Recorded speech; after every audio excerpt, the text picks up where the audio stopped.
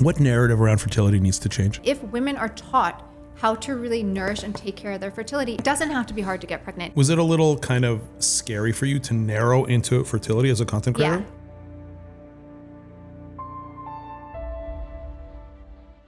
Welcome back to another episode of the Creator Method podcast. Today we have Katherine Rohland with us. Katherine, how are you? I'm good. How are you, Gary? I couldn't be better. Thank you for making the trip all the way from New York to Miami. Thank you. I'm always happy to be in Miami.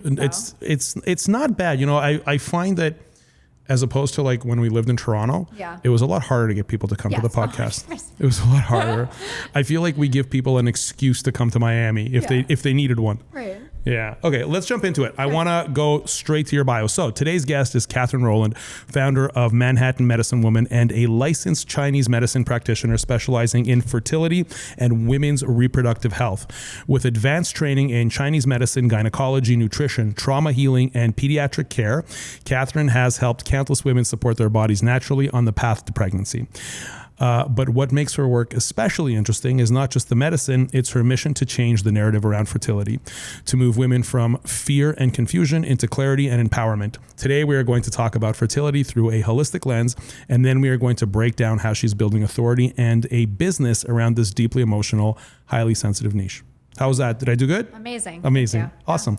So I want to kind of preemptively, this is a sensitive topic. Yeah. In general, and for me, it's a sensitive topic. And I just want to say, like, as a husband and as a father of 3, I've obviously had a front row seat to the whole, pregnancy and the delivery. And I saw what Valeria went through. And so I don't want to be insensitive to what women go through, because I think that as a man, I can't, no matter what I say, like, I understand the people would say, well, he just doesn't get it. So I want to approach this as best I can. But tell me, what is Chinese medicine when it comes to fertility? Talk me through that. Yeah. So in Chinese medicine, we know your body is always supporting and your body is always working for you, right? And that's really the difference between Western medicine and Chinese medicine. Is Western medicine a lot of times villainizes what the body is doing. Mm-hmm. So in Chinese medicine, if you're not getting pregnant naturally, if it's not happening for you right away the way you had dreamed and planned it to, there's a reason to it, right? And in Chinese medicine, what we want to understand is why. Why isn't your body getting pregnant? Because your body wants to procreate, right? Biologically, our bodies want to get pregnant and have children. So how can we support your body in order to do that naturally? Wow. It's interesting what you just said. And I never thought of it that way. Is, you said that the body, if the body is not conceiving, if it's not getting pregnant, there's a reason for it. There's like a legit reason why the body doesn't want to get pregnant at that time. Okay. And talk to me about the holistic reproductive health. Like, what does that mean? Like, I understand what the word holistic means, but how does it apply here? Yeah, so to give you an overview, when I say there's a reason that your body is not getting pregnant, the reason comes down to the fact that your body's number one job is always to keep you safe and healthy, right? And in order to get pregnant and maintain a healthy pregnancy, your body needs enough energy to keep you safe and healthy, and also grow another human being. I think we often underestimate the amount of energy and resources it takes in our body to literally grow another human being, right? And if your body doesn't have those resources, it's protecting you by not getting pregnant right now. And so what we're doing holistically when I'm working with fertility is we want to understand the root cause of why your body doesn't feel safe to get pregnant right now. And that can be a lot of things. It's usually not just one thing, but it's a mixture of diet. I use food as medicine, behavior, the way you live your lifestyle, exercise, fitness, mindset and emotions is a big part of it, right? It's everything you do every day. Is it supporting your fertility or is it harming your fertility? How early should women be thinking about kind of their future fertility? So at what age should a woman be saying, okay, I want to now, because I feel like in kind of modern society, for both women and men, people they take care of their health early on, primarily for aesthetic reasons. And then as they get older, they take care of their health for more functional reasons, planning getting older to be functional and to be in good kind of working order for their families and whatnot. For a woman, at what age would you suggest that a woman start considering her lifestyle and what she's doing for the anticipation of future fertility and pregnancies? Yeah, that's a good question. It's a hard question because, I spent most of my 20s drinking heavily, partying until 3 a.m. and I wouldn't give that away for anything, right? Fair. At the same time, of course, that's not supporting a woman's fertility, right? So I think it's a little bit of a balance, and I would start as early as you can, right? Your body's always giving you signals that something is off, right? For me, one of the biggest signals was that I had painful periods, like excruciatingly painful periods. And that could have been a sign for me to figure out why that's going on, right? And then I maybe wouldn't have struggled with fertility as much. So it's really about listening. So you had your own personal struggles? I had my own personal struggles, okay. Yeah. Okay. It's really about listening to what your body's telling you. So every symptom, anything that feels uncomfortable in your body, is your body telling you that something's off. And so when you hear those signals, don't wait until your body screams at you, right? Infertility is your body screaming at you. Those whispers are irregular periods, painful periods, headaches, things, skin conditions, all of these other little symptoms. How does trauma and stress impact fertility? Huge. I mean, it's probably the number one thing I see. The number one thing? Yeah. Both at the time of when people are trying to conceive or like predating that by a couple of years? It can be either. So stress and trauma stay in our body until we work through it and learn not to. The best way to explain it is, like I mentioned, in order to get pregnant and maintain a healthy pregnancy, it takes a lot of resources, right? In Chinese medicine, those resources are things like blood, physical blood in your body, yin, which is thick fluids and sex hormones in your body, estrogen and progesterone that you need for a healthy menstrual cycle, and qi, which is just energy in general, right? Now, we can eat all the great food in the world, and that's going to build those resources, and that's wonderful. But if you're constantly stressed or you're living in the state of trauma being trapped in your body, that's constantly depleting those resources. So it's like you're putting fuel into a leaking engine at that point. Okay. I've seen some of the content that you've made, and one of them in particular stood out to me where you talked about, and I don't know if you kind of positioned it as a myth that needs to be debunked, but you talked about 35-year-olds believing that it's harder to conceive. Yeah. Or can you give me a little bit of insight into that particular piece of content? In Western medicine, women are taught to believe that at 35, you become a geriatric pregnancy. You do in Western medicine if you go to a doctor at 35. So you're technically considered like they write you as a geriatric at 35, yes, really? At 35. So women are taught to believe that at 35, all of a sudden there's this like steep slope that your fertility just like dies essentially, right? And that's just things that we're taught through mindset. It's not actually true. Is it a myth? It's a myth. Okay. It's 100% a myth. It takes one egg to get pregnant. Of course, your eggs decline as you get older. That's natural. But at 35, I forget the exact number, but you still have something around like 30,000 eggs, right? And we're talking one egg to get pregnant. So to say that your fertility dies at 35 is just false. What are the most common cases? I understand that you're not a medical doctor, and you've been scrutinized for that, and you've made some content answering, responding to that. From what you're seeing in your practice, and can you give me an idea about how many women you see in a year? Oh, God, that's hard. A ballpark. 100. Wow. Okay. So that's like, okay, it's a lot. I mean, it's the data that you have is definitely statistically significant. Like we can derive actual like trends and truths from the work that you're doing. Can you give me an example? Like what's the top, would you say, contributing factor that you're seeing when, by the time women have come to you, I'm guessing that they've experienced difficulties in fertility. For the most part, And so what are you seeing? I mean, you mentioned that, I asked you about stress and the toll that it takes. What are you seeing as the most kind of evident thing? Like if you could point it out. And I think like distilling all of this and putting all of these like 100 plus people that you see every year, like what is it? What's the main thing? I really don't think it's one thing. I just think women aren't taught how to take care of their bodies. And it really comes down to that. Women are eating the wrong way. A lot of what I see is just complete depletion, right? Women are not eating enough.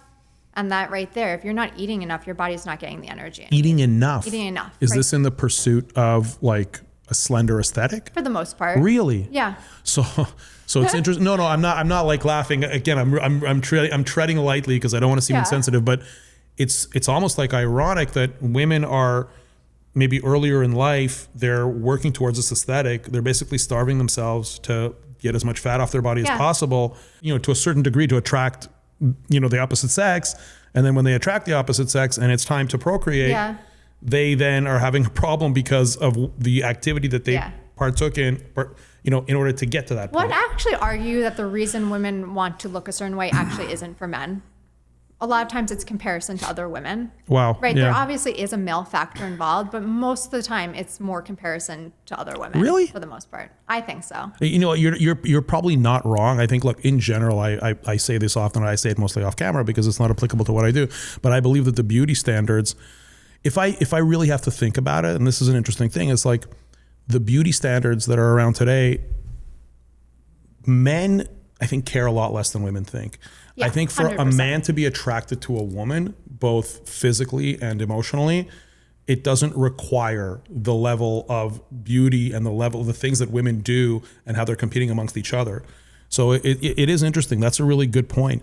Do you think, and this is like, I don't want to go too off topic with this, but from what you're seeing, I mean, because again, by the time women get to you, they've already kind of gone through this and they're trying to conceive. Like, what do you think the fix for this is? Like, is there like mass messaging that needs to happen to explain to women that when it comes to like men alone, like you're probably like, you know, you only need to do about 10% of what you're doing realistically, maybe 20, you know, men are pretty simple in that way. I mean, we want a woman to be certainly attractive and healthy, but all of this extra stuff they're doing for themselves, like what would be the messaging? Again, off topic. I'm just curious to get. I mean, first I want to say like not all infertility is because women are too thin. Like that's definitely not it. Fair. But any woman, I'm going to say like a broad statement here, but any woman born in the 1980s, 1990s, almost 100% has an eating disorder or has gone through an eating disorder. Really? And I say that like jokingly, but also half serious. And to different extents, right? Not so saying you're talking 30s and 40s. Bulimia. You're talking 30s and 40s. Yeah. So like my younger patients usually have a much better relationship with food than my older patients. Right. Okay. But to answer your question, I think it's more just a society thing, right? Like in the 80s and 90s, it was very much the almond mom. I don't know if you know that phrase. No, what's the almond mom? The mom that would have like, I don't know, count her almonds or something. It's basically the almond mom. Yeah. It was, the decade of Weight Watchers and low fat and bulimia. Right. It was like a big thing, and it was the decade of like Twiggy, and not maybe it wasn't Twiggy, but like supermodels who were extremely thin. Kate Moss, right. Yes, and that has shifted. Unfortunately, I think we're going back to it, but that's again. You think we're going back to it? I feel like with GLP-1s, it's just like thrown off our image again. Right. GLP-1s is a whole other discussion. Yes. Okay, but just on that topic, I mean, you brought it up, so I want to just quickly address it. With GLP-1s, are you seeing a conflict between taking GLP-1s like preconception to affecting fertility?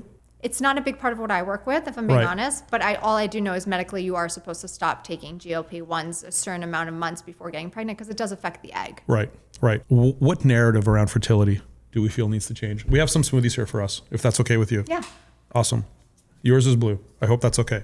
I mean, we could dive into why we shouldn't be drinking smoothies right now. Okay. Well, I'm going to enjoy my smoothie either way. I hope that's okay. Yes. This is I don't know if they have do they have Pura Vida in New York? Yeah. They just do. Opened, They've made it there. Yeah. They've been taking over. I know. Good for them. What narrative around fertility needs to change, in your opinion, or do you want to see change? Yeah, I want to see it change. That one, it has to be hard to get pregnant. That it has to be hard to get pregnant at a certain age. You're saying it doesn't have to be hard. It doesn't have to be hard to get pregnant. If women are taught how to really nourish and take care of their fertility, it doesn't have to be pregnant. The problem is women aren't taught this. The most you're taught in middle school or high school is how to not have a pregnancy, right? That's all they teach you in school is how to not have a pregnancy. Well, yeah, that's Nobody ever teaches you how to take care of your body to actually get pregnant. From a personal perspective, I mean, before I got married, I was obviously always very careful about not getting anyone pregnant. So even like when we got married and started trying to conceive, I didn't even know if I was fertile. Yeah. Because like, how am I supposed to know? Because for decades I was trying not to. But yeah, I mean, on that note, have you ever had to tell somebody that like it's the man, like it's their partner who's problematic? Meaning, are you able to assess someone? And again, I understand you're not a medical doctor, but any assessments that you make, are you then able to say at one point, like, look, like it's not you? Yes. I mean, if we get to the point where you can tell that the woman's in a good place, then yes, we look to the man. That being said, it's more likely that men will just get tested, right? Mm-hmm. To kind of put that out of the way. That being said, I do believe there is male unexplained infertility the same way there is female unexplained infertility. That's just harder to assess and address. In a man, it's harder to assess. In my opinion, right? Because, you take a lab test for sperm and if it all looks good, then we just assume there's nothing wrong with the sperm. There's really no way to tell. Do people come to you sometimes as couples where a man will come to and then you're assessing both of them? Yeah. Wow. I'm just curious. How is a man in that situation? Yeah, I mean, usually it's the wife bringing in the man, if I'm being honest, for the most part. They're usually receptive, though, because it is a shared goal that they both want to get pregnant and have a baby. Okay. What is the thing that you have to tell women or couples or whoever it is that you're treating? Like, what is the thing that you tell them that they don't want to hear, that they have like the most adverse reaction to? I mean, I feel like most of the things I say. Oh, wow. That's terrible. I feel bad for you. Yeah, I mean, it just depends on the person and what they're, at the end of the day, you have to make changes. If you don't make changes, you never change, right? Your pathology was created in the environment that you live. And sometimes those changes are diet, right? Women hate when I tell them to stop drinking coffee. I saw that post that you made. Yes. Yeah. Women hate that. Women hate when I tell them they need to rest more or they need to slow down, where they have to stop saying yes and people pleasing everyone, right? Nobody likes to hear this. But again, you created your pathology. You create your infertility. And I'm not saying that to blame anyone, but it's to take responsibility, right? I created my own infertility by the way I was living my life. And in the same time, you can you can become fertile by the way you live your life. For sure. So how are some of those things that women can empower themselves? Because it sounds like they can be empowered or they can be kind of, passive. Yeah. So talk to me about like empowerment versus like passivity, if that's the correct terminology. Yeah. Empowerment is learning how to take care of your body, right? Passivity is the why me, right? Is the sitting and why me. It's never going to happen for me. It's never going to happen for me because of my age or because I have PCOS or my situation or whatever it is, right? Empowerment is learning what to eat and how to eat. Empowerment is learning what your body needs. It's learning to slow down and make these changes that you need to make. Right. When someone's trying to conceive, how would you advise men? I mean, there's the biological, you can take a look and you can also study, like, how do you advise men to be, like, do you do, I don't want to say like sensitivity training, but is there something that you say to men, whether in the presence of their partner or not, that help them along? Yeah, I've actually been meaning to make a whole podcast on this, speaking to men, but at the end of the day, it's support your woman, right? Support your wife, your partner, whoever it is in your life, but understand that they're probably going through a hard time. And the best thing you can do is support them and also do the things that they're doing, right? If your wife has to stop drinking coffee, don't brew coffee in the morning, right? Yeah. If I ask your wife to eat red meat, help her make it, right? If I ask her to eat warm cooked foods instead of salads and smoothies, like don't bring that stuff around, right? So do what your woman's doing. If I ask your woman to go to bed by 10 o'clock, don't stay up till 1 a.m., right? It's like really supporting your partner. What do women wish that their men understood more? Where's the biggest disconnect? Yeah. Where are men pushing back, or are they pushing back, or they're pretty good? It depends. It varies? It varies. I would say the biggest thing is just to understand that your woman needs support now. Like really, because a lot of what I'm doing is asking women to slow down a lot of the times. A lot of the women I work with, are women that work in the corporate world, right? And take on a lot of responsibility in the house and outside of the house. And to really lend a hand so that they can slow down, right? So that they can go to bed early, so that they do have time for themselves, right? Like give them a hand. And are the women, would you say that in your practice, most of the women are, let's say, like what age range are they in? What the majority? It ranges, but I'd say like 28 to 45-ish usually. And is it common for pregnant, like people to be conceiving after 40? Women to be conceiving after 40? It is common. Yes, very common, That's especially where I live in New York City. Sure. Okay. Yeah. I want to move in and talk a little bit about, move and talk a little bit about content creation and kind of, where you've been at with this. Why did you choose this niche? Well, when you say it's not really a niche, this is your work, right? And this is what your practice is about. How did you get into this in general? Forget about social media, just in general, how'd you get into this? Fertility or Chinese medicine? Those are two different stories. Okay. So tell me, I'm assuming, which one was first? Fertility or Chinese medicine? Okay, so tell me about how you got into that. I got into Chinese medicine. I had a sports injury. I was in my mid-20s. I took up running just for the hell of it, kind of to beat seasonal depression. To have a hobby, and I got into it. I started training for a marathon. I hurt my IT band. Long story short, I got to the point where I couldn't walk upstairs without being in pain, let alone run. I was working on it for years. I went to orthopedists, massage therapists, PT, chiropractor work. And again, like I live in New York City where we have a lot of resources and access to support and help. Sure. And nothing was helping it. And eventually someone recommended I go to an acupuncturist. And at this point, my first response was like, no. I was like, I've spent so much time and money. I'm just giving up. Mm-hmm. But I was like, why not? Why not like throw some more time and money at it? And acupuncture is like, it's well known that this is Chinese medicine. Yeah. And within 3 sessions, I could walk, I could run. Like I was feeling great after, over a year of being in pain. Mm-hmm. And then I kept going back for other things like shoulder pain, insomnia. And I was at a point in my life where I already knew that I was going to make a career change. I just wasn't sure what that was. What was your career before? I worked in marketing. Oh, wow. Okay. Yeah. Okay. Yeah, Wow. so I worked in the corporate world. I just always knew it wasn't for me. I just fell into it because it was easy and I made money and it felt good to do both of those things. Sure. And I always knew I wanted to do something in health and wellness, and I just didn't know what. And then when I found Chinese medicine, it clicked that it was for me. Amazing. How did it get into fertility? Was it from your own fertility journey? You decided to apply the principles of Chinese medicine to fertility? Oh, it was a little bit from my own fertility journey. I do think my fertility journey makes me really good at it in a lot of ways because I understand a lot about it. And you have two children. You have an 8-year-old and a 5-year-old. Yeah, it took me almost 2 years to get pregnant with my first. And it took me 2 months to get pregnant with my second.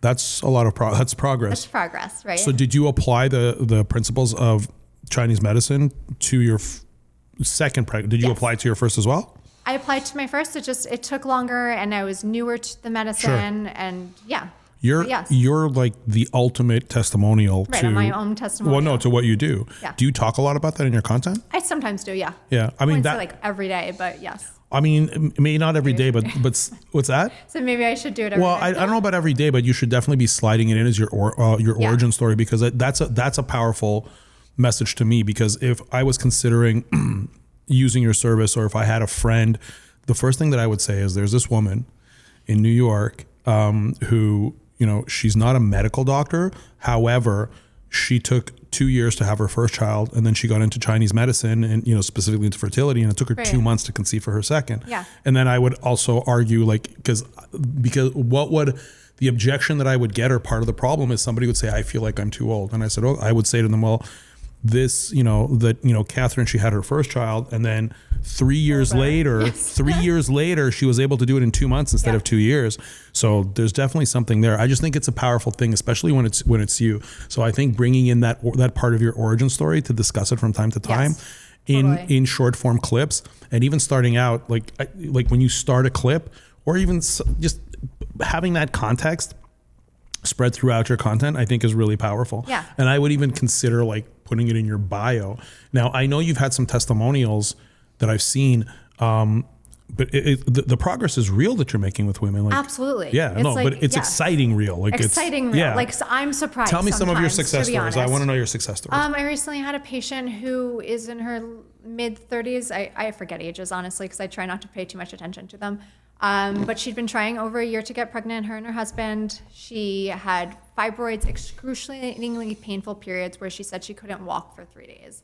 And her doctor told her that she needed surgery to remove the fibroids, and that the location that the fibroids were in, she would never be able to have a natural. So a medical doctor actually made a diagnosis to say this is why she cannot have. She said the doctor said that she cannot have children. Period. Doctors will never say you cannot. It's just, this is why we think it's happening. Right.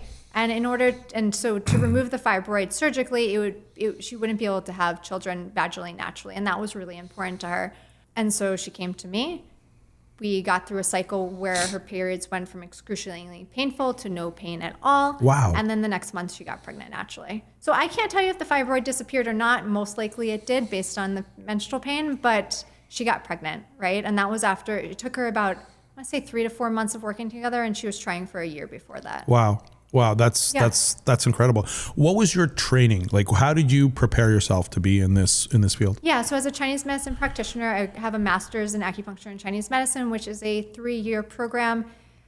I don't forget how many hours, but somewhere between 3,000 to 4,000 hours. You can look up what's required in New York State, and that would be the answer. Is your formal education part of your bio on Instagram? I think I have it the letters. Yeah, yeah. I would want to see that, and I would also want to see. But further than that, I've had again other thousands of hours of training. I've been doing continuing ed since I graduated over 8 years ago. I've done year-long mentorships. It's important. Yeah. No, I can see. I think your bio is very well done. But thank you. Yeah. No, I'm looking at it now. I don't remember if I don't want to take any credit. I don't remember if this was before our consult. Yes. Oh, it is for me. It was from being in Creator Method and okay. I can't remember if well, it's good to know. It was good feedback for me. Was it a little kind of scary for you to narrow into fertility as a content creator? Yeah. It actually took me years to do it. So again, to start your social media or to narrow into fertility. Okay, what were you doing before? I see you have like almost 1,100 posts. So what were you posting about before? I mean, I wasn't until like 2 years ago. I'd say I wasn't posting a ton, but just about Chinese medicine in general. And then I narrowed it down to women's health, and then I still felt like I wasn't talking to anyone. And you asked me earlier how I got into fertility. And the truth is, fertility found me more than anything. Like, how? Yes, I struggled with fertility, and that was my story.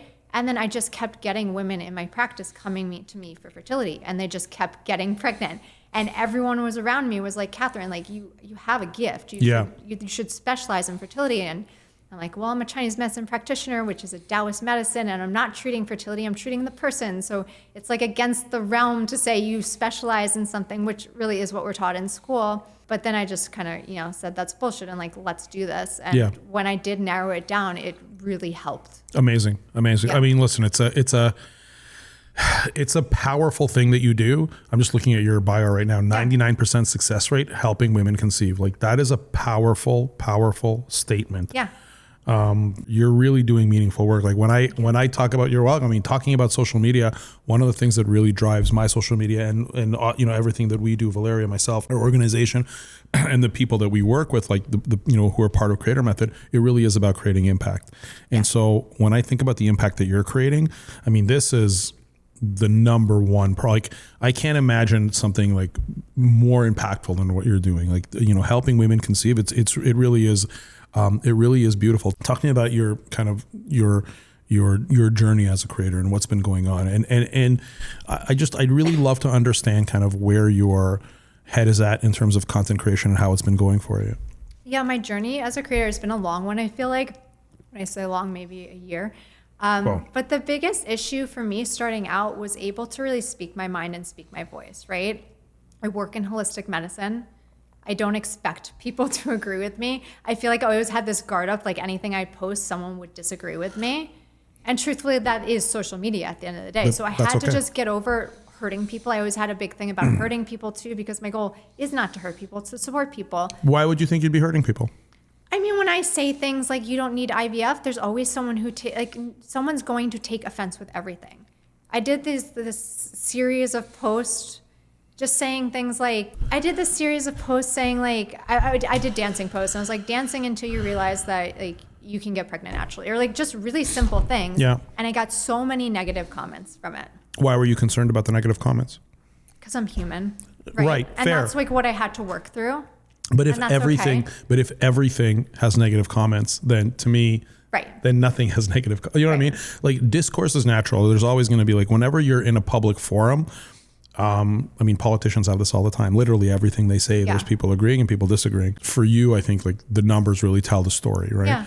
Your success rate really tells the story, and people can choose to disagree. How did you get over that? I mean, look, it's one thing when someone is trying to be like a traditional influencer. You are a professional and you have a practice. And when you're a traditional influencer, like, and you put a piece of content out, somebody could say, oh, that outfit looks stupid. Oh, you're just trying to get attention. Oh, your husband is 18 years older than you. That means you're a gold digger and he's a pedophile, which is something that, we used to hear quite a bit. And that's one thing, but you're really talking about such a sensitive topic. And so like, how does that affect you? Because it's one thing if someone calls Valeria a gold digger because of our age difference, that just kind of rolls off of our backs. Like we don't really care about that. But for you, it's different. Like how did you and how do you deal with the naysayers and the detractors? Yeah, I mean, at first I really took it to heart. I actually think it was when people started saying negative comments about being hopeful that I was just like, fuck it. Like if this is going to upset someone, right? Saying that your body can do what it's meant to do. If that's upsetting someone, then I don't know what to tell you, right? Like I just realized anything I'm going to say is going to upset someone, but I'm helping many more people. Absolutely. And so that's just what I had to roll with. Well, yeah. And I can imagine that women who have been trying and they haven't succeeded and it's been years and they feel this pressure that they're getting older, they're going to miss their window. And then they're seeing you saying, hey, like, it's kind of nonchalantly and they're angry. Yeah. And so I can also understand that as well. It's more women who've gone through long fertility journeys and have poor mindsets about it in my mind. Like, again, like I'm a mirror to someone, right? If I'm angering them, they're angry at themselves. They're not really angry at me. So I have a content idea that might be a little controversial. Yeah, and love it. you can obviously choose to do it or not to do it. When you get these, especially when they're public, as a DM, I would, even if someone's attacking you in DMs, even then I would still respect their privacy. Sure. But if somebody's making a comment publicly, I would screenshot it and I would actually create a reel responding to it. Yeah. Especially if they're like spicy, if they're like really nasty, I would do it. And if I were, have you tried this before? No, I've thought about it and then I always end up deleting them. But now I just leave them because I just don't want to give energy to it at all. Well, you should leave them because again, that discourse I think is important. And by the way, I don't believe that if there's if there's a series of negative comments and people having discussions and they're going back and forth in your comments about whatever it is that you're talking about as it applies to fertility, I don't think that it'll negatively impact someone to say, oh, you know what, on Katherine's, content, there's all of this negativity. I don't believe that they will think that you have, you're not as effective because of those. I would actually use those, quite frankly, as content and as fuel. And I would dispel a lot of it. And I would be sensitive about it because you have to have, in what you do, you have to have a certain level of empathy and emotional kind of intelligence and be able to communicate with people in that way. And so what I would do if I were you is I would put those up. And the first thing that I would say is I want to comment on this. And the first thing I want to say is I whatever you're going through, I empathize with you and I don't take it personally that you're saying these things, or you're taking kind of personally attacking me because you're obviously in a vulnerable place right now. But I do want to address this because this is what you said. And here's the facts and here's the, do you know what I mean? Yeah. I think you might want to try that to create because that will create more engagement. And when I say more engagement, I really want to make sure I'm clear about what I'm saying. I don't mean more engagement in order to trigger the algorithm to give you more distribution. Yeah, sure. It's more engagement to really create more conversation. Yeah. And have people maybe, share that reel to other people and continue those conversations because what you do is slightly controversial. Sure. Right? Yeah. But that's a positive controversy, right? The fact that if everybody just agreed and said, yes, this 100% works, it's going to work for everyone. If you just go to Katherine, it wouldn't be the same effect, right? Because there's some controversy and there's some uncertainty.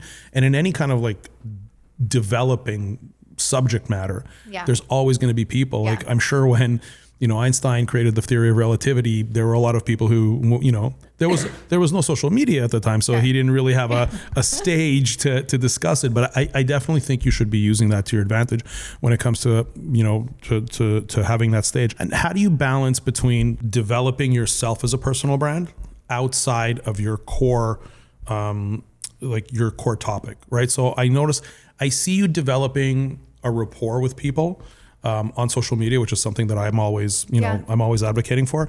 And you do it within the kind of the subject matter that you have. Have you thought about, or do you think about how to let people into obviously a filtered version of your personal life? I do, but probably sparingly, just because I don't want to be taking pictures all the time or videotaping all the time.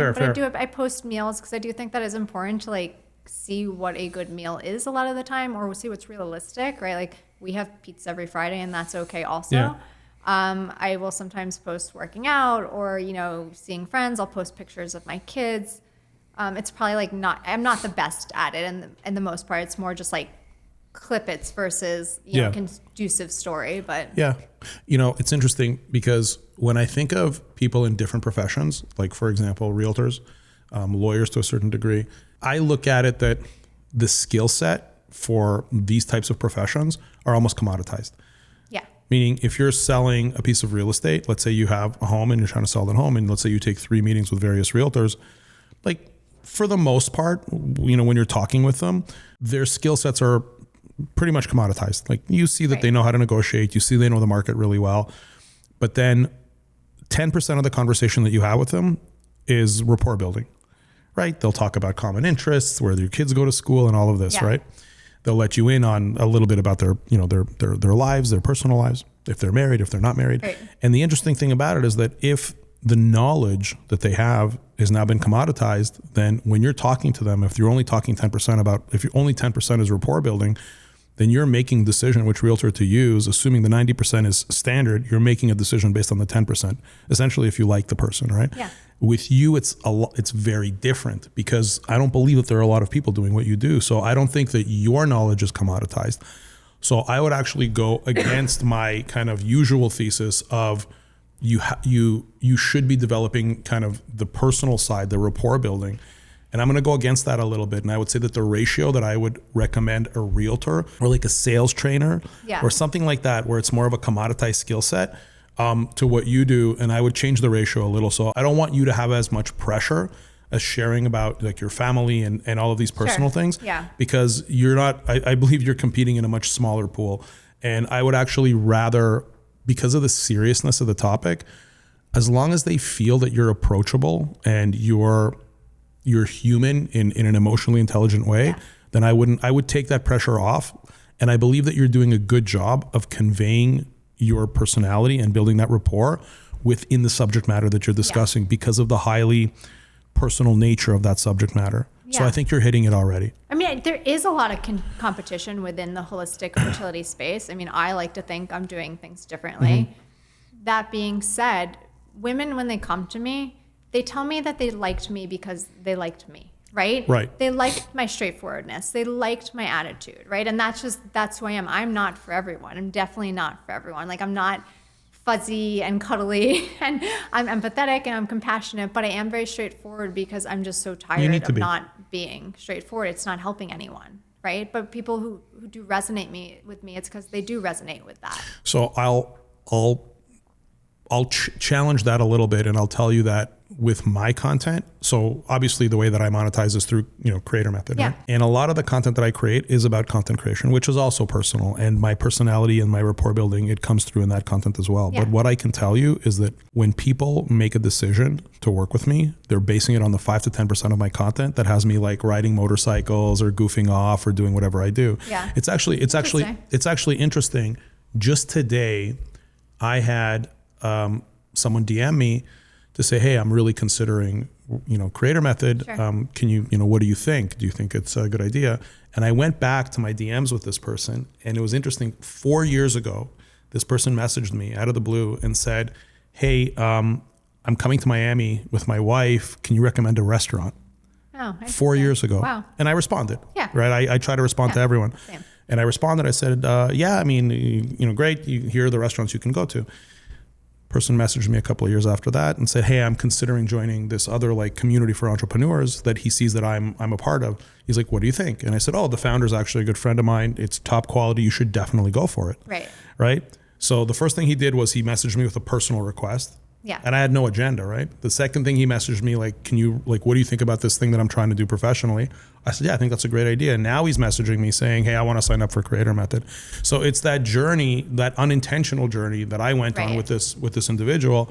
And, now maybe he'll become a Creator Method member. But that's kind of the rapport building that, I'm talking about is being able to inject that rapport, even if it's unintentional.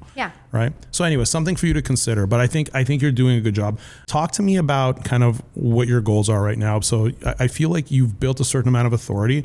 I think you should talk about your success stories more. I think you should be integrating that more, but talk to me about like, what are your growth goals? I mean, growing my business is more important to me than growing my online following, if I'm being honest, obviously. Is one connected to the other in your opinion? Yes, in a lot of ways. Well, yes. But I mean, I want to continue growing so that more women can get the message, right? Absolutely. And as a result, your practice grows and your business grows. 100%. Absolutely. Yes. So one thing I will mention to you is that, and I've told the story a lot, so if you've heard it, I apologize in advance. The first meetup we ever did for Creator Method was almost 2 years ago. And at the meeting, I had one of our members came up to me and she introduced herself to me and she said, my name is Dr. Barry Fairchild. Did you hear the story? Did I ever tell you the story? And at the time she had 15,000 followers. And I said, I was intrigued because for me, it was a lot of kind of the type of work that my wife does, which was most of the members at that time. Now it's completely changed and we have all kinds of professionals, including yourself. And I said, that's intriguing. What was the premise under which you became a member? And she says, look, 75% of my new patients come to me through my social media. And she had 15,000 followers at the time. It's a year and a half later. She now has just under 150,000 followers. So I saw her like 8 months or a year later at another one of our events And she came and we were both smiling and I said, how's it going? And she goes, you know how it's going? And I said, yeah, I mean, I'm so happy for you. And that was great. But I would say to you that you may not be able to track back, like you may not be able to attribute every new patient that comes to you through social media, but it plays such a meaningful role, even if they're just like referring to it as, like a business card for you. Right. But seeing that, like the credibility that it creates, the trust that it creates for someone to be able to like flip through your content and be like, oh, okay, that's a good point. And to see that engagement and to see all that. So I think it's really beneficial. But getting back to what your goal is. So is your goal to grow your overall business? Let me ask you from that perspective. Yes, my goal is to grow my overall business specifically. So I have an online membership. Yes, I saw that. That's really what I'm trying to grow for the most part, because that way I can help more women at a higher capacity. I also have a small group program, and those are the two things that I'm really focusing on right now. I do work one-to-one. I just feel like recently I'm getting better and quicker results in my group program, and I love it. So that's just kind of what lights me up more right now. Have you ever considered, or is it on your roadmap to actually like create a clinic where you're hiring other people and training other people? No.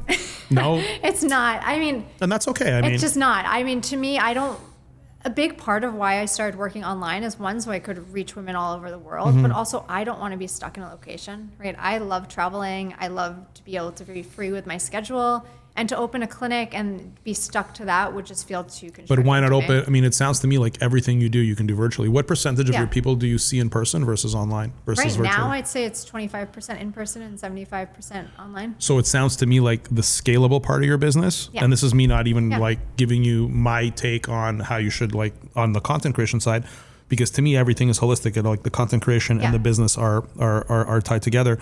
But it sounds to me like the scalable part of your business is the virtual part. Yeah. Just 100%. like with Creator Method, right? Like assuming you can build enough scale, would you consider bringing in other practitioners? I would eventually. It would take a lot for me to trust someone, if I'm being honest. Yeah, for sure. But yes, eventually I would. Yeah. And you know what? There's, look, different people when it comes to their business and being an entrepreneur, they have different goals, right? And so if your goal isn't to have this virtual clinic that you have, you employ 10 or 20 practitioners, and you're 20 times the size that you are, and it's okay not to have that goal.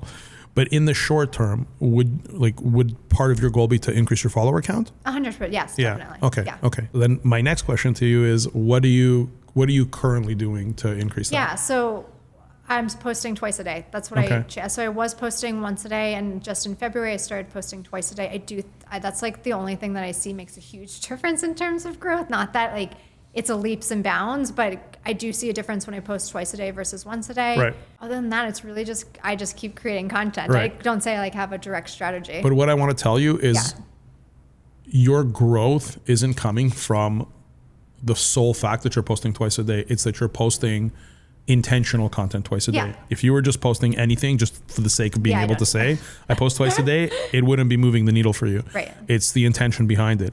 And on that note, I want to give you some suggestions. I would love that. Okay. So I took a look at your account before we sat down. You have two pieces of content that stuck out to me. Yeah. One has 23,000 views, which is approximately, I would have to say, maybe 6 times your average. Okay. And then you have something that has 723,000 views. And the thing is that when something like that happens, that is superior to if you would have gotten published in some kind of a big magazine or something, because you have more distribution on that one piece of content than if an article would have been written on you. Now, that said, the article would have given you potentially, depending on the nature of the publication, it would have given you more credibility and trust because you'd be tying yourself to that publication. But from a sheer reach perspective, that 723,000 views, I don't know if you were able to gauge something that happened afterwards, gauge any kind of a direct result of that. Were you able to gauge anything? I mean, I did get, I'd say maybe 2,000 followers. I feel like almost. Were you able to get, but further down the funnel, did you feel like a surge of interest, a surge in applications, a surge in people contacting you? No, it's hard. I do feel like people will watch my videos for, an extended period of time before they reach out. Fair. But I think that something like that would have created an increase in your overall funnel metrics, and it would have, pushed more people kind of down the journey, and then what I would say is an increase is inquiries in my DMs. Right.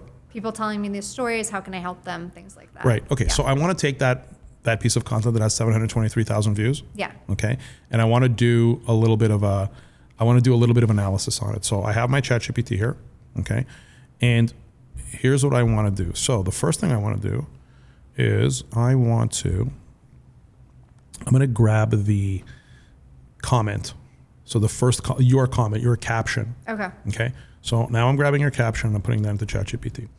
And then what I'm doing is I took like maybe the first, 20 or 30 comments made by you people, made by the audience, because I want to understand what the emotional triggers were. So give me a second. I'm trying this for the first time. I usually do this in one-on-ones, but I really want to see what we can accomplish here. Okay, so I'm taking that and I'm putting that in. Then I am taking the screenshot that I took of the actual reel. Okay. And now I am going to give the following prompt. Now, I'm going to warn you, this prompt is not going to sound sophisticated. I'm okay with that. Okay. Because it's a matter of conveying the knowledge. So it's a matter of getting the knowledge into the system and allowing ChatGPT to figure it out. Yeah. So it doesn't have to be articulate. Yeah. Okay, so here we go. If you don't mind me asking, how old are you? 40. 40, okay. I want you to assume that I'm a 40-year-old woman who specializes in Chinese medicine, specifically around fertility. The reel that I'm attaching here is an example of a piece of content that received 723,000 views, which is about over 100 times more than my average amount of views that I get on an Instagram reel.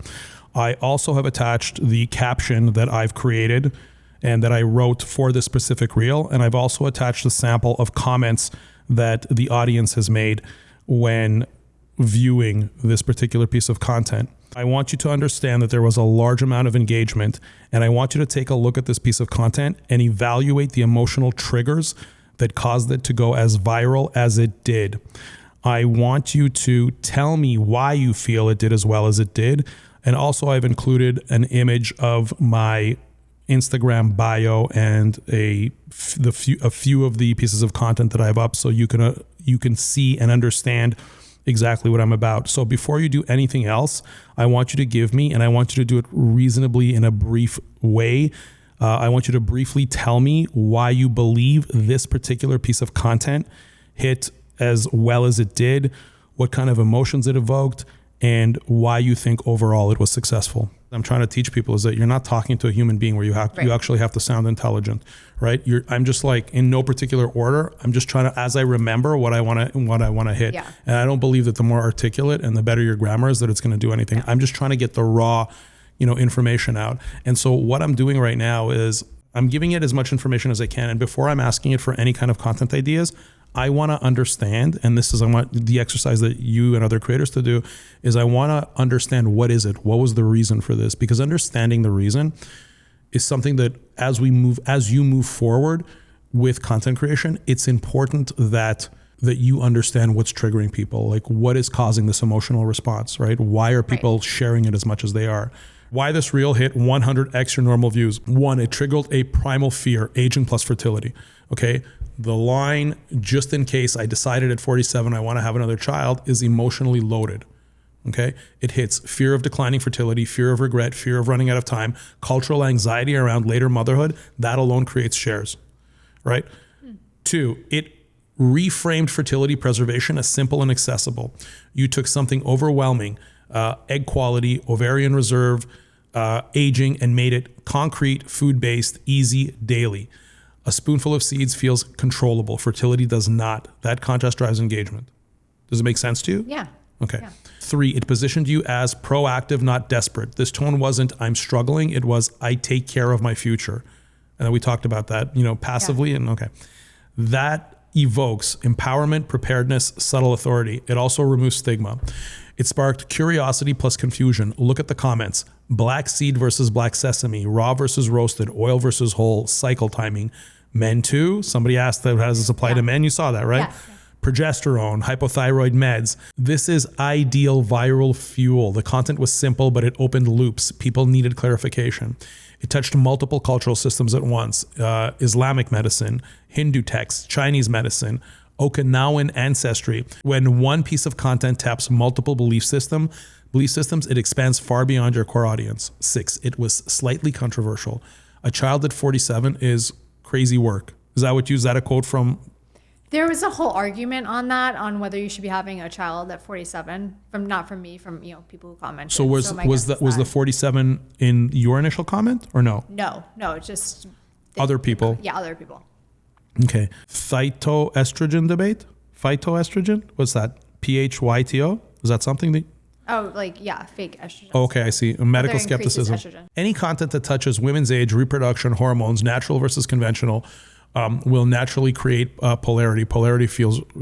There's more, but I think we've got the gist of it, right? Yeah. So it was successful overall, and this is the summary: high emotional tension, aging plus fertility, simple actionable solution, eat this daily, ancient authority, Chinese medicine, relatable personal framing, just in case, and open loops that require clarification. So the next thing that I'm going to do is I'm going to do the following.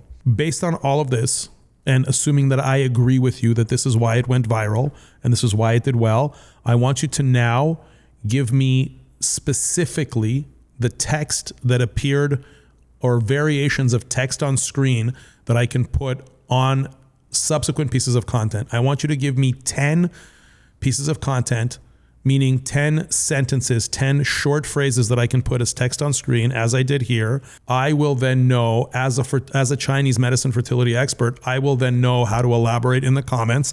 I just need that first simple text on screen that you saw in the attachment that I put at the beginning of this prompt.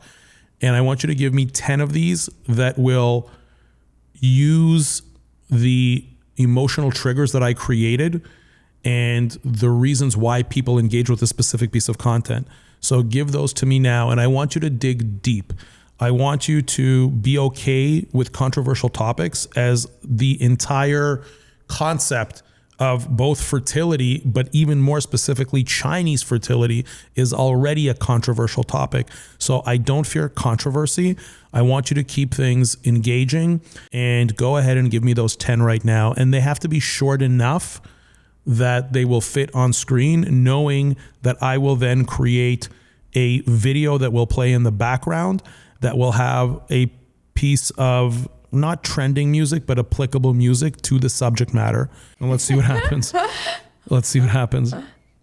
But you understand, we all have the ability to do this. This is that's great. Yeah. Well, this works for someone like me who's a layman in most things, right? So because think about it, I'm a layman in what you do. I'm not even a layman. I know zero about what you do, but I'm still able to sit across from you, have a conversation with you. So imagine this is me doing it. Yeah. Imagine if you do it, when you're bringing in very specific information and knowledge.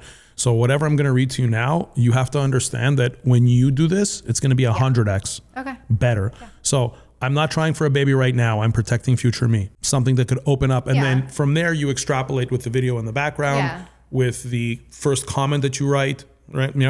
Here are 10 strong scroll stopping on screen lines. Now, what I want to say is that I'm not suggesting that you take any of these and just copy and paste them. Yeah.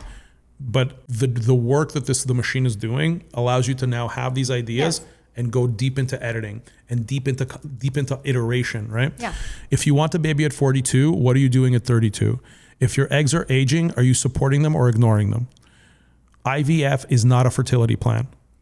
I like that one. Right? Right? But that's the thing. So I just want to stop for a second. I'm going to read 20. I've already read 13 for you, right? You've had I'm reading this and reading you at the same time. Yeah. Right? That's important. This one, IVF is not a fertility plan. I saw your body language to this one. You reacted to this one. Yeah. And my point is that if you do this exercise, if out of 20 of these, you find finding those two on somewhat of a regular basis, that's going to make all of the difference in your growth. So when you're operating from this different baseline, where you would have potentially not come up with that on your own, that IVF is not a fertility plan.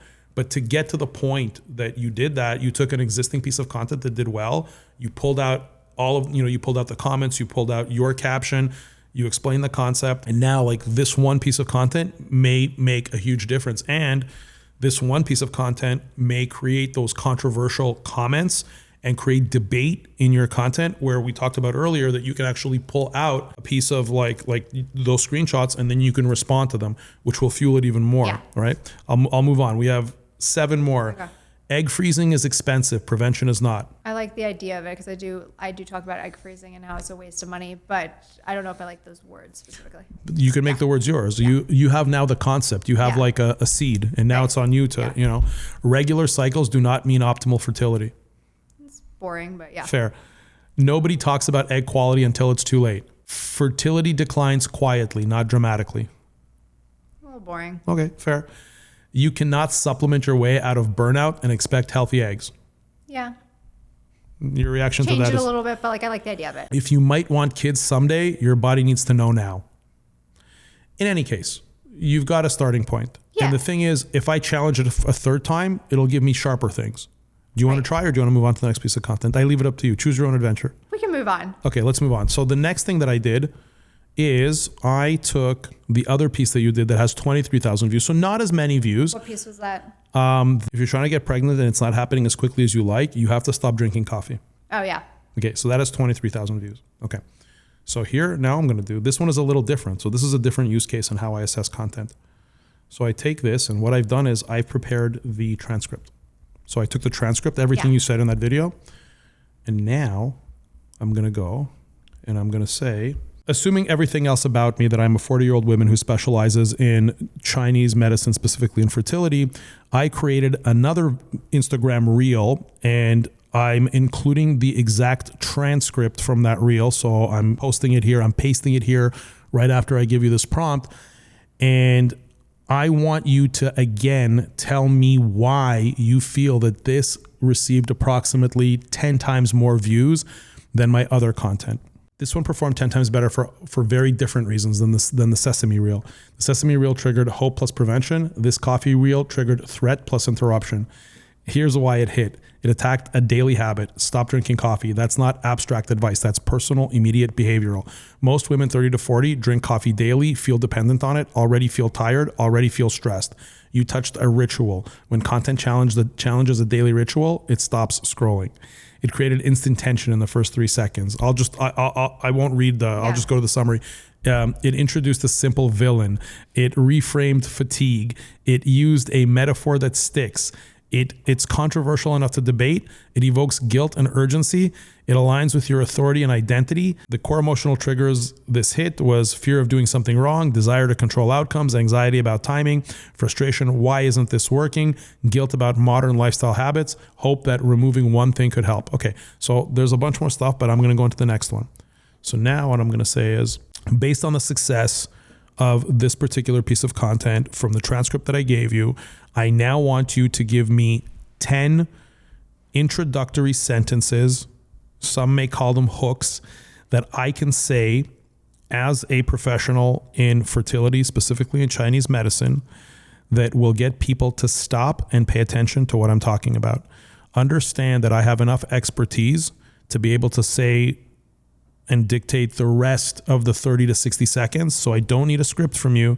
I need that first sentence that I can say that will get people to stop in the middle of a scroll, that are using the same emotional triggers that I was able to create with this reel about coffee.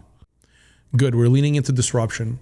These are engineered to challenge a daily behavior, introduce a hidden fertility drain, trigger mild fear, create polarity, make women 30 to 45 stop mid-scroll. No fluff, just the first punchline. Okay, 1, if you're trying to get pregnant, your workout routine might be hurting you. Kind of fluffy. Yeah. If your cycle is regular, but you're not conceiving, you're missing something important. If you're exhausted all the time, your body is not prioritizing reproduction. If you need caffeine to function, your fertility is already under stress. If you're skipping meals and trying to conceive, we have a problem. If you're doing IVF but not changing your lifestyle, you're only solving half the equation. If you're over 35 and still living like you're 25, your eggs know. If you're constantly cold, anxious, or wired, your body is not in baby making mode. If you think one glass of wine won't matter, we should talk. If you're trying to conceive but running on adrenaline, your body is choosing survival over pregnancy. So look, again, we can go deeper. We can ask for more controversy. But again, I'm not trying to give you word for word the sentences that you should use. I'm trying to get you to start contemplating, okay, what is a better way to say this? What is a better, and it has to be on brand for you personally. Right? Yeah. And those are a lot of the topics that I've talked about, but it's nice to hear different wording because obviously like I'm making the same content a lot of the times. Too, right? I've talked about coffee before. I don't just have one one post about coffee. So right. I want to give you another source of content that I think is potentially even more profound than this. I'm ready for it. Yeah. No, but it's almost like it's obvious. I don't want to set the stage for myself and then underwhelm you with what I'm going to say next. But what I want to tell you is that you have something very unique. Okay. You see 100 women a year plus. And as I mentioned before, that is highly statistically significant. Yeah. You are in conversations on a daily basis with women talking about their journeys. If you are, in addition to the practitioner, also the person who's giving them this advice, you're also an observer of this conversation. And you're already an observer because you have to give them feedback. It's a dialogue that you're having with them. Being an avid observer of this and making notes as you go, you're going to find that someone will say something to you that is going to be able to give you like a profound idea that you can then incorporate later. And the thing is that, you know, I was just talking to another plastic surgeon today. It wasn't Barry, it was somebody else, another member of ours. Okay. And I was telling her, like, you need to be pulling from these conversations because she's talking to 50 people, like sometimes in a day. And I said, obviously, without disclosing who they are, you have the source, because you have the source of what's on their mind, what's bothering them. Right. You know, things that I can't find anywhere else, things that ChatGPT cannot tell me.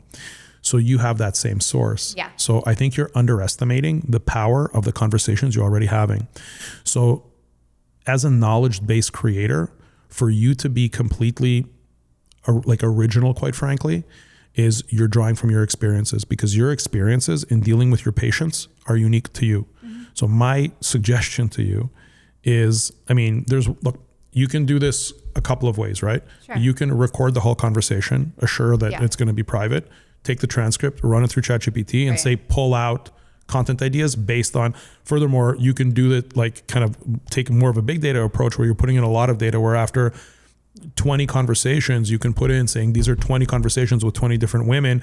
I want you to pull out the common denominators and give me the top 10 things that people are concerned about when they're coming to me. You could do that, or you could simply record it and just like, you know, manually, you know, just see what the patterns are, see what the common things are, where they're making a connection. Because chances are, if you have 10 meetings and in those 10 meetings, women are telling you like, I have a problem. And let's say you've identified that there's an issue with alcohol, or there's a dependency on alcohol, as an example, right? I'm just pulling it out of the air. Then you can now make a correlation to say like, this is something real. So now, you know, you made that video about coffee, and quite honestly, it was a fluke. It was a fluke that it hit. Yeah. So I'm trying to recreate that by doing what I just did with ChatGPT, by recreating, because I have a data point now. I have this data point from your content, right? That is now telling me that this is a topic. Let's extrapolate from that and let's build with that. Yeah. But even more, you're even closer than I am with just doing that. You're even closer to it, because you'll be able to draw things out that nobody else knows, and they're unique to you. So you just have such a wealth of content that you can create from those sessions. Yeah. And it's just as easy as like at the end of each session or during a session, take notes. Yeah. Or at the end of the session, just like talk it into your notes app. Right. Yeah. Right. And then you can compile it, and then you can either manually decide, okay, where am I creating content from? Or you can run it through ChatGPT and say, like, I want you to compile it based on all these notes that I have, you know, after a week. Right. And so every week you're going to find gold in that, and things that other people just don't have access to. Yeah. What do you think of this? No, I think that's a great idea. Okay. Yeah. Good. Do you have any questions for me? Is there a way to increase story views? Yes, but it's not this algorithmic thing that you may have heard somewhere else. The way to increase story views is to do things systematically. And you have to create almost like a show, right? Where people know what they're getting. So what you need to do is, the first thing you need to do is you need to increase the click-through rate of when they see your profile picture along the top on that horizontal view in stories, right? You need to create this anticipation, right? So if you're constantly, a lot of it comes down to consistency.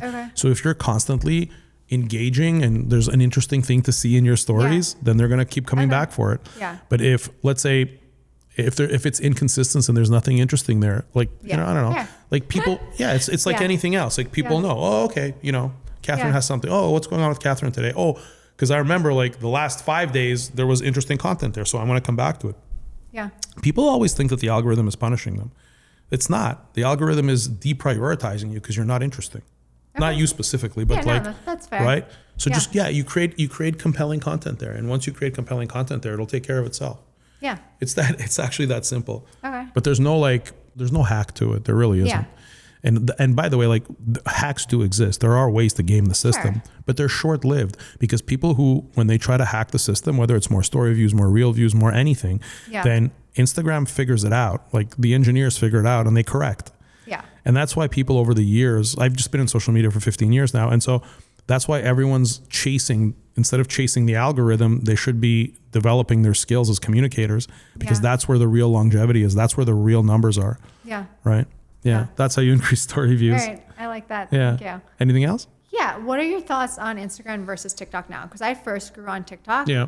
And then that slowed down a lot. Sure. And so now I feel like I focus my attention more on Instagram. And I do feel like it's easier to like speak to someone on Instagram. I don't know. It's a different platform. But I think I do post on both, but I should post on both. Yeah. Put more attention on Instagram. No, I understand that. That makes a lot of sense. So you have to ask yourself, what are the intentions that people have when they're on either platform? Yeah. So do you have both on your phone? Yes. Okay. As a consumer, not as a creator. Yes. Okay. So what is your, fair. Me too. TikTok is a guilty pleasure. Yes. What is your mindset? What are you looking for when you're on each of them? On TikTok, I'm looking just for entertainment for the most part. Like cheap entertainment in the moment. Or if there's something specific I want to look for, like I actually will search on TikTok. I won't search on Instagram for that. Like a how-to or a place or I don't know, a question, I'll search on TikTok because I feel like you'll get very direct answers. Mm-hmm. Instagram, I'm more just like, I don't know, just scrolling. That's fair. But okay, so to me, to me, when I'm looking at Instagram, I'm looking more at useful things. I feel like I'm going to get more value. I feel like I'm going to become a better dad, right? I feel like I'm going to become a better husband. I feel like I'm going to become a better entrepreneur. So when I'm on Instagram, it's a higher brow content that is made. There's like a spectrum between like entertainment and education. I think Instagram is more leaning towards the education side and TikTok is more leaning towards the entertainment side. So that's the way I look at it. So when I want when I have a guilty pleasure, I'll go to TikTok. But to your point, when I'm searching stuff, I'll also go to TikTok. But when I'm searching for goofy stuff, like when I'm searching for, like there's a trend I want to share with my kids and we want to just get a laugh out of it, I'll go and I'll search that up on TikTok because I know that's actually where it is. Yeah. Right. And like there's a simple reason for that because TikTok, it's going to change now because the control of TikTok in the United States has changed. But up until now, there was a lot less censorship on TikTok because it was a foreign country. It was China actually who controlled it. Look, I think in your case, you're a solopreneur, I'm assuming, right? Yeah. Or you have a small staff. I have like a podcast editor and assistant. Okay, great. So to me, because you're a solopreneur, if you have the capacity to create specific TikTok content that you can experiment with to see what resonates there more, you can go ahead and do that. But I think that if you don't, which I'm guessing you don't, you're better off simply syndicating and just accepting the fact that you'll get, lower views there. I think that TikTok, things are going to change dramatically, but because now that it's US based ownership, I believe that a lot of the same kind of rules around censorship and like the standard for content is going to change in a dramatic way because you need to understand, like when TikTok first started, it was just basically no censorship, no holds barred, do whatever the hell you want to do. Yeah. And it was a platform that grew based on sensationalism, much less on quality. Most new platforms, especially ones that have there's no law, there's no think about it. It's a foreign owned platform that did not have to adhere to US laws serving content in the US. So it's wild if you think about it, right? But in any case, without getting into like a deep discussion over geopolitics when it comes to social media, I just think you should right now just be syndicating to both. Yeah. But I would also suggest that you syndicate to YouTube Shorts because you said podcast. So are you recording your podcast? I'm bad about putting things on YouTube Shorts. I do have my podcast on YouTube the shorts I'm working on. It's literally a syndication. You I take know. the same video file and you load it up. Yeah, I know. Because the other thing there is when you're on YouTube Shorts allows you to link the short to the full length video. Yeah. And now you're driving, because the shorts will get more distributions on a view basis. It'll get actually more views because just people's appetite for short form consumption is higher. And then you'll get people, if they're interested in whatever was in the short that you created, you're going to get them over to the full length. So you'll actually be driving. And so it's a simple thing for you to do that syndication. So I would definitely do it. Yeah. Yeah. Yeah, I'll do that. Yeah. Is there anything else I can help you with today? LinkedIn. LinkedIn. Good question. Someone did tell me that works in, the health space that she gets a lot more viable leads on LinkedIn. Yeah. I'm just curious your thoughts on that. So my thoughts on LinkedIn, so they do now support video. So you can make the choice to syndicate there as well. Yeah. But I think that a more effective model there is in the article writing. So I'm a big believer in article writing there. Yeah. So what I would do if I were you is prime example, that video that you made about coffee, I would literally write a whole article and I would get ChatGPT's help. You would obviously edit it to make it your own, but you put in the prompt, you do the same explanation, you put in pretty much a lot of the same stuff that I put in, like the transcript, the responses and everything, and say you want to make like an amazing, whatever it is, 400 or 500 word article optimized for LinkedIn with a call to action to contact you for a consultation. Yeah. And so I would be definitely doing that. I would also do that on so that's on the coffee one. And then the other one was the black seeds. Yeah. Definitely do it with that. Anything that, if you're limited for time, I would look at your top 10% of performing content. Okay. And then I would extrapolate a written article from that. Yeah. Yeah. I would do that. I think that's what I would do if I were you for LinkedIn. But that goes for all platforms. Yeah. That you can take what's succeeded, what's given you a data point, and you can extrapolate other formats. Furthermore, I would even do it if I were you on your full length podcast, on your full length long form. So what I mean by that is, if you did this about coffee, I would literally find a caffeine expert. And I would have them come in, whether they have opposing views or similar views, and really talk about just the effect of caffeine overall. Okay. And then you would bring in that conversation about fertility and have a more deep discussion about it. Okay. And then on the black seeds, I'm sure within the family of those seeds, there's probably other seeds. I don't know. Yes. Right. So I would talk about seeds in general. Okay. Like all seeds. Yeah. And I would bring in maybe a nutritionist, right? To supplement your knowledge. Sure. But I'm saying that those are only two pieces of content that I'm referencing. Yeah. But even if a piece of content does, maybe instead of 2,000 views, 4,000 or 5,000 views, it's still viable. Yeah. Right. So that's how I would be looking at content overall. And that's how we're looking at it for Valeria. When we see something really takes off, our team is now looking at it and saying, okay, Valeria created a short form piece of content about female friendship as an example. And for whatever reason, or actually Valeria a while ago created a piece of content and it just took off, talking about how female related diseases are underfunded. Yeah. By a large amount, something like it's only 10% of funding and 90% goes to men.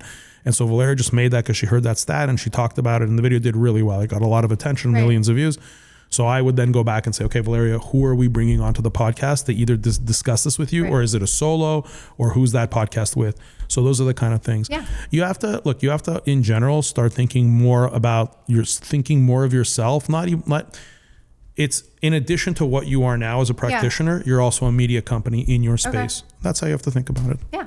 Great. Love it. Okay. Yeah. Katherine, thank you. I appreciate you coming, and I appreciate you being a member. Yes. And I want you to know that with Creator Method, we're doing a lot more activities. We're going to be focused a lot more on in real life activation. So I hope to see you at our upcoming events. Yes, definitely. And thank you for having me. Such a pleasure. Thank you.